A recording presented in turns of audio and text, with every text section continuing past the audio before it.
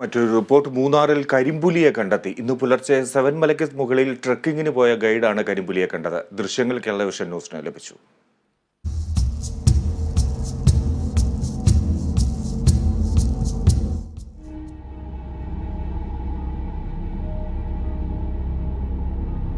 German സ്വദേശികളായ 2 സഞ്ചാരികളുമായി ട്രെക്കിങ്ങിന് പോയതിനിടെയാണ് കരിമ്പുലി ഇവരുടെ മുൻപിൽ എത്തിയത്.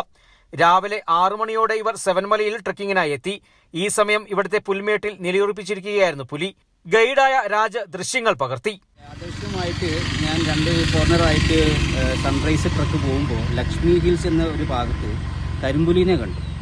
മൂന്നാറിൽ ഇതുവരെ ആരും കാണാത്ത ഒരു വൈൽഡ് ലൈഫാണ് എനിക്ക് ഇന്ന് കിട്ടിയത്. ആദ്യം കണ്ടപ്പോൾ എനിക്കത് ഭയങ്കര പേടിയായിപ്പോയി. കാരണം നമ്മുടെ ലൈഫിൽ ഞാൻ ഇതുവരെ കണ്ടിട്ടില്ലല്ലോ. അപ്പോൾ ഇത് കണ്ടപ്പോൾ ഭയങ്കര ഒരു പേടിയായിപ്പോയി. പക്ഷേ എന്നിട്ട് അതിൻ്റെ മൂവ്മെൻറ്റ്സ് ഒക്കെ കണ്ടപ്പോൾ ഓക്കെ ഇത് കുഴപ്പമില്ലാന്ന് തോന്നിയത് കൊണ്ട് എനിക്ക് അതിൽ പടം എടുക്കാൻ തോന്നി.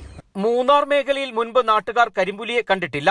1.5 വർഷം മുൻപ് രാജമലയിൽ സ്ഥാപിച്ചിട്ടുള്ള ക്യാമറയിൽ കരിമ്പുലിയുടെ ദൃശ്യം പതിഞ്ഞിരുന്നെന്നും ഈ പുലിയാകാം സെവൻമലയിൽ കണ്ടതെന്നുമാണ് വനംവകുപ്പിന്റെ നിഗമനം.